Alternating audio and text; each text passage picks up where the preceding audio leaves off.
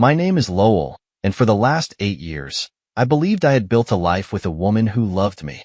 I wasn't perfect, and neither was she, but I thought we were solid. Marriage isn't always easy, but I never imagined that I would be standing in the middle of a room full of people, humiliated beyond belief, watching my world collapse in real time. It started with a feeling, one I had been trying to ignore for months. A shift in the way she looked at me, the subtle coldness in her voice. Linnea had always been sharp-tongued, but there used to be warmth underneath it. Lately, it was just ice. I told myself she was stressed, that maybe work was getting to her, or that she needed space. But deep down, I knew. That night, she invited me to a get-together at a friend's house. I wasn't in the mood, but she insisted. "You never go out anymore," she said with an edge to her voice. "It's just one night, Lowell." So, I went. I should have known the moment we walked through the door that something was off. The way people looked at me, some with pity, some with amusement. The air felt thick, suffocating, like everyone knew a secret I didn't. But I pushed it down and smiled, played the role of the dutiful husband. Then came the moment that shattered everything. I caught Linnea whispering to someone across the room, a man I had never seen before. Tall, confident, leaning in too close. She laughed, tilting her head in that familiar way she used to do with me. It was intimate, too intimate. Something in my chest tightened. I walked up to her, trying to stay calm, but the second she turned to me, I saw it. That flicker of annoyance, like I was interrupting something important. "Who's this?" I asked, keeping my voice even. She sighed, exasperated. "Lowell, can you not do this right now?" "Do what?" "Make a scene," she muttered under her breath. My pulse pounded. I just asked a question. That's when she lost it. Right there, in front of everyone, she rolled her eyes, crossed her arms, and said the words that sent a shockwave through my entire body. "I'm tired of explaining myself to you. Either listen or leave." Silence fell over the room. My heart was hammering so hard I could barely hear anything else. A slow realization dawned on me. This wasn't just about the man standing next to her. It was about everything. I stared at her, waiting for something. Regret, hesitation, anything. But there was nothing. Just that same coldness, that same indifference that had been creeping in for months. So, I did the only thing I could. I reached into my pocket, grabbed my car keys, and walked out the door. The last thing I heard before the night swallowed me was Linnea's breath catching in her throat. But she didn't stop me. She didn't call my name. And that's when I knew. She had been waiting for me to leave all along. I drove for miles that night, the streetlights blurring into streaks of gold and white as I gripped the steering wheel with trembling hands. The city felt empty, lifeless, like it had been drained of all its color. Or maybe that was just how I felt inside. Like something had hollowed me out and left nothing but raw, aching space where my heart used to be.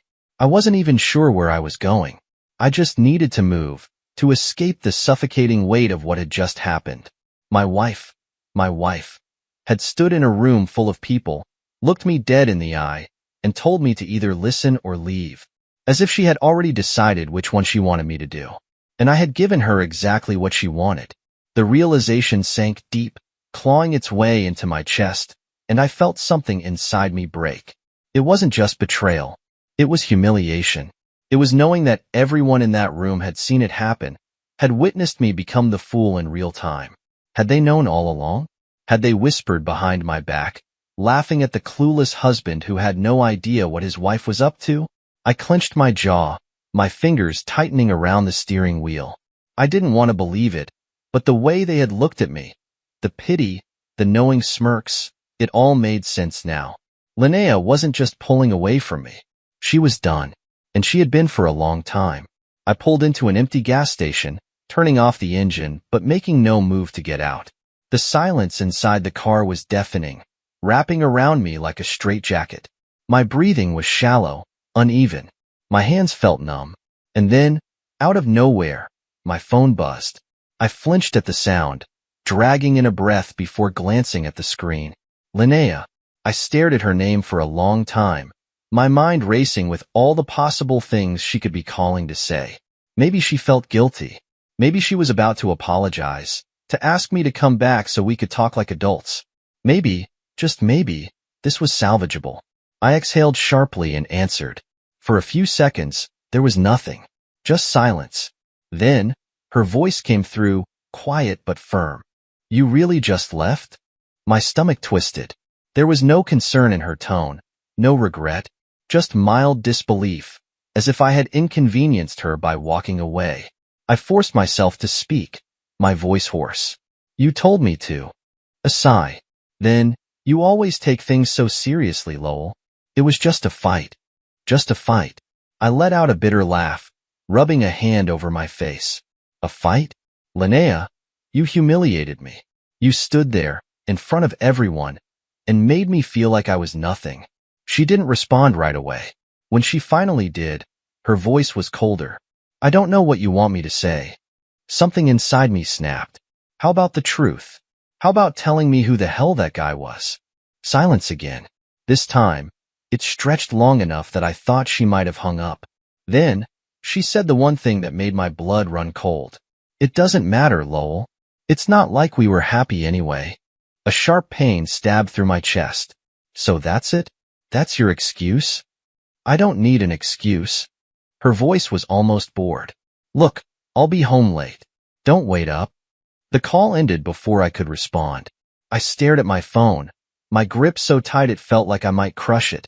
My entire body was shaking now, but not from sadness. Not even from anger. It was something deeper than that. It was the horrifying realization that I had spent years with someone who had stopped caring about me a long time ago. Someone who had probably spent months, if not longer, figuring out the best way to let me down easy, only to decide that she didn't even owe me that. And worst of all, I had been too blind to see it. I sat in that parking lot for what felt like hours, replaying every moment, every sign I had ignored, every excuse I had made for her. And slowly, a terrifying thought crept into my mind. What if this had been going on for a lot longer than I even realized? And what if everyone else had known before I did? I don't remember how long I sat in that parking lot, staring blankly at my phone, my mind a swirling mess of everything I didn't want to admit. The weight of Linnea's words pressed down on my chest, suffocating me, making it hard to breathe. It doesn't matter, Lowell. It's not like we were happy anyway. That one sentence kept replaying in my head, over and over again, until it felt like nails hammering into my skull. Like she had already rewritten our entire history, erasing the years we spent together, reducing everything we had to nothing more than a failed experiment. And the worst part? Maybe she was right. Maybe I had been lying to myself all along. I ran a hand through my hair, forcing myself to take slow, measured breaths. I needed clarity, and I wasn't going to find it sitting alone in a gas station parking lot, drowning in self-pity. I needed answers. Real answers. And I had an idea of where to start. I drove back to the neighborhood we had moved into 5 years ago. The one where I had once imagined we'd raise a family, grow old together, build the kind of life people envied. Now, as I pulled onto our street, all I felt was a deep, gnawing unease. Her car wasn't in the driveway. She had said she'd be home late, and I had no doubt that meant she was with him, whoever the hell he was. I parked and sat there for a long moment, staring at the house. It looked different now. Not in the physical sense, but in the way that things do when you realize they were never really yours to begin with. This was our home, but standing there, staring at it, I felt like a stranger. The porch light was on. I hadn't turned it on before I left. Someone had been here. I stepped inside, flipping the switch to bathe the living room in a dim, warm glow. Everything was exactly as I had left it. The coffee cup on the table, the blanket draped over the arm of the couch, my jacket tossed over the chair. But suddenly, it all felt staged. Like a perfectly arranged crime scene, waiting for someone to notice the clues they had missed.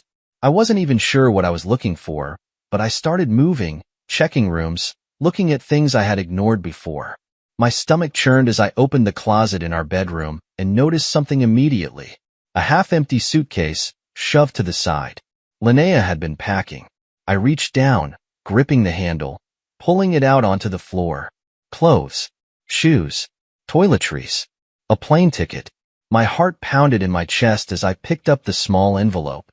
I wasn't sure what I was expecting, but when I slid the ticket out and read the destination, my entire body went cold. Mexico. Departure. This Friday. That was 3 days from now. My breath caught in my throat as I looked at the second ticket beneath it. Not mine. His. Who the hell was this guy? And how long had this been planned? I sat there on the floor for what felt like forever, the ticket clutched in my hands, my mind trying to piece together the reality I had been blind to. She wasn't just seeing someone else. She was leaving with him. She was planning to disappear, to start over, while I sat here in the ruins of the life she had already checked out of. And the worst part? She hadn't even had the decency to tell me. My phone buzzed again. This time, it wasn't Linnea. It was Isaac, my neighbor. I hesitated for a second before answering. Yeah. There was a long pause, like he wasn't sure if he should be calling me at all. Then, his voice came through, cautious but firm. Lowell, we need to talk. I frowned. About what? Another pause. Then, finally, I know what's been going on, and I think you deserve to know, too. 20 minutes later, I was sitting in Isaac's dimly lit kitchen, gripping a glass of water that I had no intention of drinking. Isaac looked uncomfortable, like he had been dreading this conversation for a long time. He ran a hand through his graying hair and exhaled heavily before finally speaking. I should have told you earlier, he admitted, but I didn't know if it was my place. And honestly, I didn't want to be the one to ruin things for you. Just say it, I muttered, my patience hanging by a thread. He nodded, staring down at his hands before finally looking me in the eye. It's been going on for at least a year, Lowell. Maybe longer. My breath hitched. I had expected months. But a year? I gripped the edge of the table. Who is he? Isaac hesitated, shifting in his seat. Then, he said a name that made my entire body go rigid. Graham. For a second, I thought I had misheard him, because there was no way. No way. I laughed, a sharp, bitter sound. You're joking. Isaac's face said he wasn't. Graham. The same Graham who had been coming over for barbecues. The same one who had played poker at my kitchen table. The same one who had shaken my hand and called me his friend. I felt like I was going to be sick. Isaac must have seen it on my face because he sighed, shaking his head. I'm sorry, man. I really am. But Linnea, she hasn't exactly been subtle about it. I looked at him sharply. What does that mean? He hesitated again, then stood up and walked over to a drawer, pulling out a folder. When he set it down in front of me, my gut twisted. What is this? I asked. Isaac hesitated. Proof. I flipped it open, and the moment my eyes landed on the first picture, my blood ran ice cold. Linnea, Graham, together, in my house, in our bed.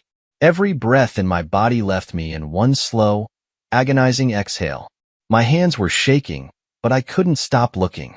It was like a car crash. I couldn't look away, no matter how much it hurt. Isaac's voice was softer now. I didn't want to believe it either. But you needed to know. My chest felt tight, my vision blurring at the edges.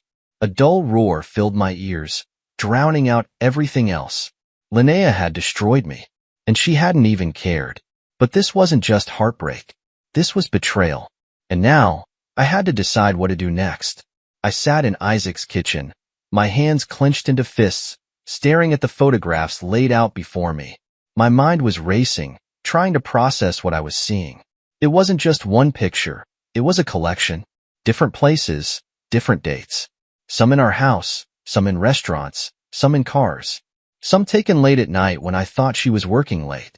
Others during weekends when she claimed she was out with friends. I had been played for a fool. She hadn't just betrayed me. She had mocked me.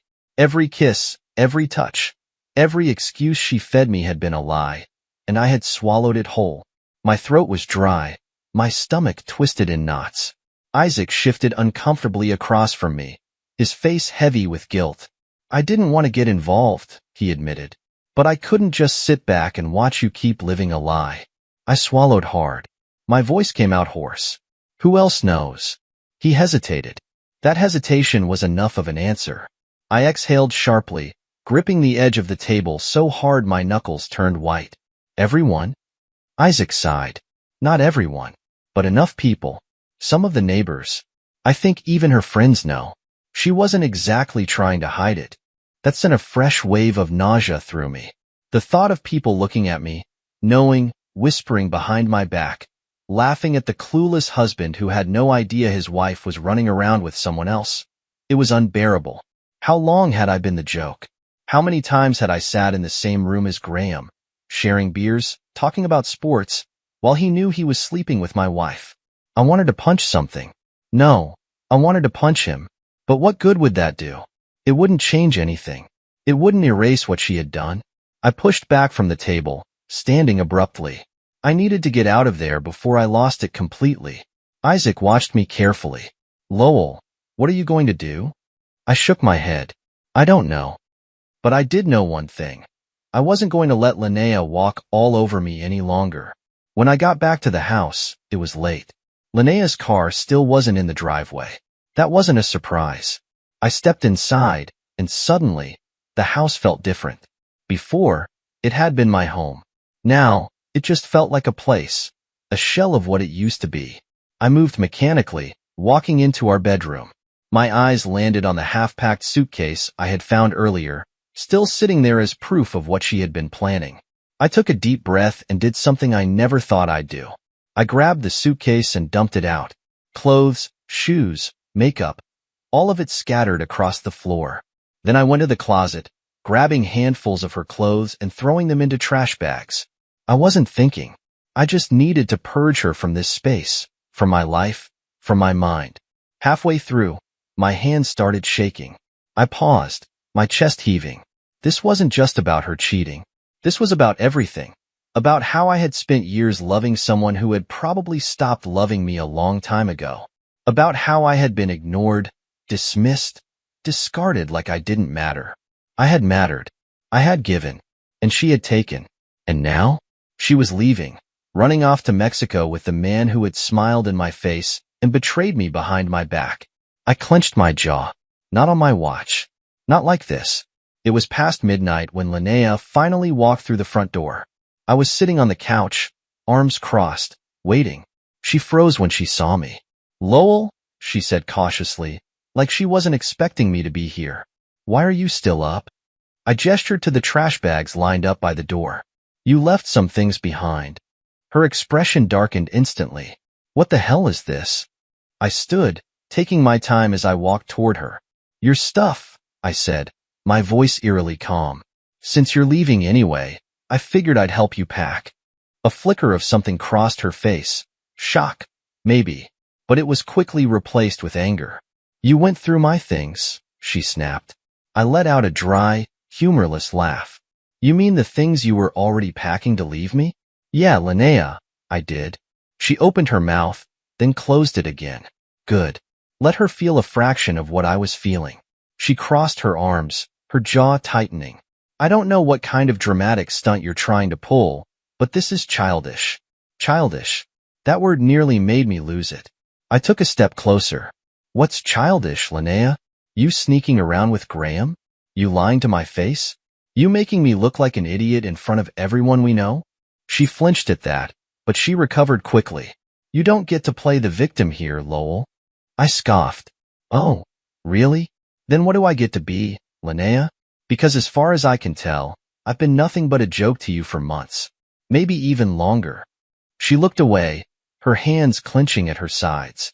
That was the first real sign of guilt I had seen from her all night. Silence stretched between us. Finally, she let out a long breath. Fine. Yes, I cheated. But you know what? It wasn't like I had a choice. I blinked. Excuse me? She threw her hands up.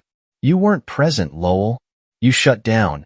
You stopped trying, and I got tired of waiting for you to notice. Graham was there. You weren't.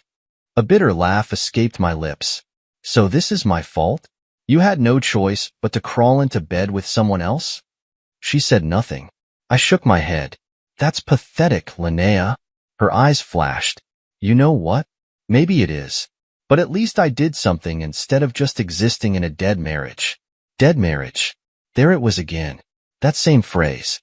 As if I had never even been in this marriage. as if I had just been taking up space. I let out a slow breath. I didn't even feel anger anymore. I just felt done. I nodded toward the door. Then go. Go be with him. Go to Mexico. Do whatever the hell you want. But don't come back. She scoffed. That's the plan.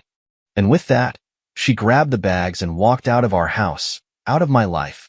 I didn't watch her go. I didn't even feel the need to. Because for the first time in a long time, I knew something with absolute certainty. I was going to be okay. And Linnea? She had just made the biggest mistake of her life. The moment Linnea walked out that door, the house felt different. Not just empty, lighter. Like the weight of her presence, her lies, her betrayals had been pressing down on me for so long that I hadn't even realized how much of myself I had lost. I stood there for a long time, staring at the door, waiting to feel something. Regret, sadness, anger. But all I felt was relief. It didn't hit me all at once, but slowly, like a tide pulling back. The realization that I didn't have to live under her shadow anymore. I didn't have to question every text message, every late-night excuse, every cold look across the dinner table. I was free. But freedom wasn't the same as peace. Because now, I had to figure out what the hell came next. I didn't sleep that night. I tried. I really did. I laid in bed, staring at the ceiling, willing my mind to shut off, but it wouldn't stop racing. The images of those pictures Isaac had shown me, the ones of Linnea and Graham together, flashed behind my eyelids every time I closed them. I got up before the sun rose, my body running on adrenaline and nothing else. I needed to do something. Anything. So, I did what I had avoided for years. I went through our finances. I had always trusted Linnea with the money. She handled the bills, the accounts, the budgeting. I never questioned it. We both worked and I figured we were fine. But now, with the plane tickets, the rushed packing, and the way she had walked out so easily, I knew I had to check.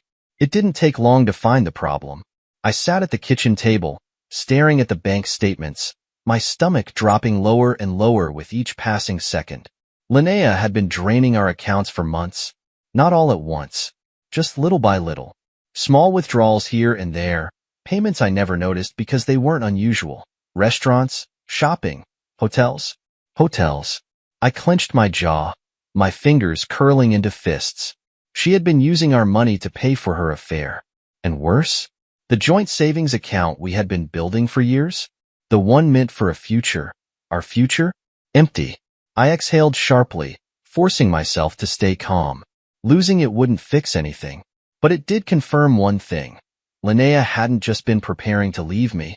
She had been preparing to take everything with her. Except now, I knew. And she had no idea I did. I spent the next few hours making calls. First, to the bank, to separate my accounts, lock everything down, and cut her off. Then, to a lawyer. I had no idea what Linnea expected when she walked out last night, but one thing was for sure. She wasn't going to walk away with my money. I wasn't going to fight for the house. I didn't want it anymore. It was just a reminder of everything she had tainted. But I would make sure she got nothing from me. I had been a fool for too long. That ended now. Later that day, I got a text. Linnea, we need to talk. I stared at the screen for a long time, debating whether to respond. Then, another one came in. Linnea, I need some money for the trip. Can you transfer me some? A humorless laugh bubbled up in my throat. She really thought I was that stupid. I typed out my response carefully. Me, check the bank account. A few minutes passed. Then, Linnea, what the hell, Lowell? Linnea, why is the account locked? Linnea, you had no right to do that. I took my time before replying. Me, you had no right to cheat. You had no right to take my money. You had no right to treat me like I was nothing. Me, now, you get exactly what you deserve. She didn't respond. For the first time in months, I had the upper hand. And damn, it felt good. That night, I got another call. Not from Linnea. From Graham. I let it ring twice before answering, my voice cold. What do you want? There was silence on the other end. Then, finally, he spoke. Look, man, I think we need to talk. I scoffed. I have nothing to say to you. I didn't know she was taking money from you. His voice was tight, frustrated. I just found out today. She told me she had her own savings. She said you weren't even gonna notice. A bitter chuckle escaped my lips. And you believed her? Graham sighed. Lowell, listen. I'm not calling to fight. I think she's been playing both of us. That caught my attention. I frowned. What are you talking about? She told me she was divorcing you months ago, he admitted. Said you were done, that you were just staying together for the finances. I had no idea she was still living with you, still pretending things were fine. I thought I was, he hesitated. I thought I was the one she wanted. I rubbed my temples, feeling a headache forming. And now you realize you were just another idiot she strung along? A long pause. Then, yeah, he muttered. I guess I do. I didn't say anything, because for the first time since all of this started, I felt nothing. No anger, no jealousy, no hatred, just pity. Pity for the man who had destroyed my marriage, only to realize he had been just as disposable as I was. Maybe, for the first time, Graham was feeling exactly what I had felt when I found out. And it was poetic justice. But I wasn't about to comfort him. I let out a slow breath. You made your choice, Graham. Now live with it. And then I hung up. Because I was done. Done being used. Done being lied to. Done being the fool. Linnea had made her bed. Now, she could lie in it. Without a damn penny from me. For the first time in years, I woke up feeling in control. No longer weighed down by uncertainty, no longer second-guessing myself. The money was locked, the divorce process had started, and Linnea was out of my house. For so long, she had dictated the course of my life, manipulating, lying, taking. But now, she was the one scrambling, and I wasn't going to give her a damn thing. That morning, I made myself a real breakfast. Not the half-eaten granola bars I had been surviving on lately. Not the coffee to go while rushing out the door, but real food. Eggs, toast, bacon. The smell filled the kitchen, making me realize how long it had been since I did something just for myself. Halfway through my meal, my phone vibrated on the table. Linnea. Again. I sighed, debating whether to ignore it, but then curiosity got the better of me. I answered but said nothing, letting the silence stretch between us. Her voice came through, shaky but sharp. You locked me out of the accounts. I chewed my bacon slowly. Yup. I need money, Lowell. I smiled to myself, leaning back in my chair. Not my problem. She huffed, her frustration crackling through the phone. This is ridiculous. You can't just cut me off like this. I can, I said simply. And I did. You're being petty. I let out a low laugh. Petty? Linnea, you stole from me. You were planning to disappear with another man, using my money. Now you're upset because you actually have to deal with the consequences? Silence. Then softer. I didn't mean to hurt you. That almost made me laugh. Almost. I pushed my plate aside, standing up and walking to the window. The morning sun spilled over the lawn, making everything seem too normal for what my life had become. Linnea, I said, my voice calm. You didn't just hurt me. You destroyed me, and you didn't care. Not when you lied to me, not when you cheated, not when you emptied our savings. No, I cut her off. You don't get to rewrite this. You made your choice. Now you have to live with it. She let out a shuddering breath. I can't go on the trip without the money. A cold satisfaction settled in my chest. Not my problem, I repeated. Her breath hitched. You're enjoying this, aren't you? I thought about that for a second. Was I? Maybe. But it wasn't about revenge.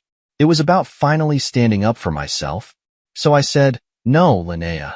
I'm just finally done being a fool. Then, I hung up. And it felt amazing. I didn't expect to hear from Graham again, but later that afternoon, my phone buzzed with another unknown number. I ignored it at first, but after the third time, I picked up. Lowell. It was him. I sighed. What do you want now? There was a long pause before he spoke, his voice different than before. Less cocky. Less sure. Linnea told me everything. I frowned. Everything? She was never planning on staying with me, he admitted. She was playing both of us. She was using my money and yours. And the second we got to Mexico, she was going to, he stopped himself, Like saying it out loud was too humiliating. She was going to leave you there, I finished for him. Silence. Then, a bitter chuckle. Yeah. I shook my head. And you thought you were the special one. I did, he muttered. But I was just another pawn. I should have felt pity for him. Maybe I did, somewhere deep down. But mostly, I felt nothing. He had betrayed me. He had smiled in my face, shaken my hand, sat at my dinner table while sleeping with my wife behind my back. Now, he wanted sympathy? Too damn bad. She played you, I said bluntly. Welcome to my world. Look, Lowell, he said, and I could hear the strain in his voice. I know I don't deserve anything from you, but I thought you should know. She's spiraling. She's desperate. I raised an eyebrow. Desperate how? She's trying to book a last-minute ticket, he said. Without me. That didn't surprise me. Let her, I said. She's not my problem anymore. Maybe not, Graham said. But you might want to keep your guard up. Because when people like Linnea lose control, they get dangerous. That night, I made a decision. I wasn't just going to survive this. I was going to move on. I took off my wedding ring and set it on the counter, staring at it for a long time. Then, I picked it up and tossed it into the trash. Linnea had thrown away our marriage long before I did. I was just making it official. I barely had time to process Graham's warning before Linnea showed up. It was late, probably past midnight, when I heard the sharp knock at my door. Not a polite knock, not hesitant, demanding. I knew it was her before I even checked. I considered ignoring it, letting her stand outside and stew in her own choices. But something in me wanted to see her face, to see how she was holding up now that she realized she had nothing left. So, I opened the door. Linnea stood there, arms crossed, her face twisted in something between anger and desperation. She looked different, not put together like usual. Her hair was messy, her makeup smudged, like she had been crying. I didn't say anything. I just leaned against the doorframe, waiting.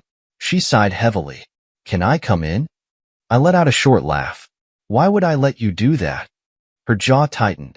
Because we need to talk. There's nothing left to say. She exhaled sharply, stepping forward like she was going to push past me. I blocked the doorway. Lowell, she said, her voice softer now, almost pleading. Just let me explain. Explain? I repeated. Linnea, you already did. Loud and clear. You cheated. You stole from me. You were planning to leave me without even saying goodbye. She flinched but quickly recovered. I messed up, she admitted. But I never meant for it to be like this. I stared at her, waiting for more. Some kind of real apology, some kind of realization that what she did was cruel. But it never came. Instead, she shook her head, frustration creeping back in. This isn't fair. I let out a humorless laugh. You really want to talk about fair, Linnea?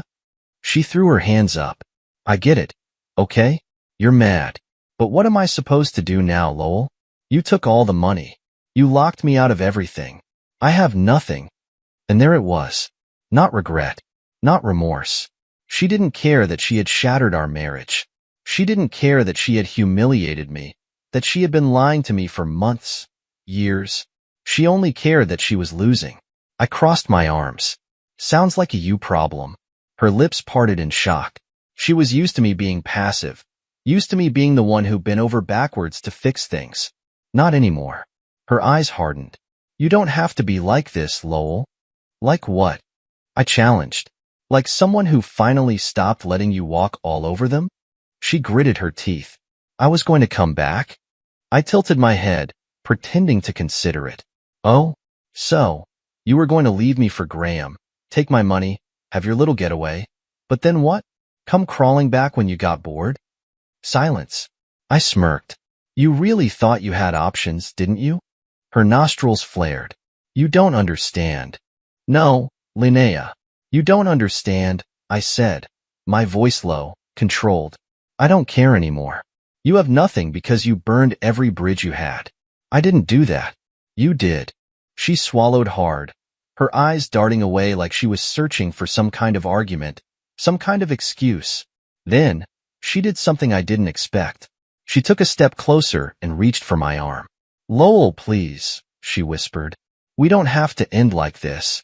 For a split second, I almost believed her. But then, I remembered everything. The way she had dismissed me at that party. The plane tickets. The way she had lied so effortlessly. The way she had only come running back when she had nowhere else to go.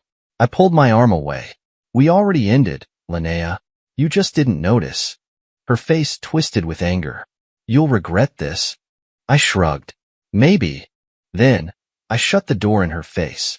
And this time, I didn't look back. Part 8. The final goodbye. Linnea was gone. For real this time. I thought I'd feel something when I woke up the next morning. Maybe guilt. Maybe second thoughts. But all I felt was peace. It was over. Really over. She hadn't texted. Hadn't called. Graham had probably realized she wasn't worth saving, just like I had. It was a strange feeling, knowing that the chapter of my life that had consumed so much of me was closed. But I wasn't sad. I was free. I spent that morning doing something I hadn't done in years. I took a deep breath, stepped outside, and just existed. No weight on my shoulders. No lies hanging over my head. For the first time in a long time, I wasn't wondering where she was, or what she was doing, or who she was with, because none of that mattered anymore. I had let go. And now? Now, I could finally start over.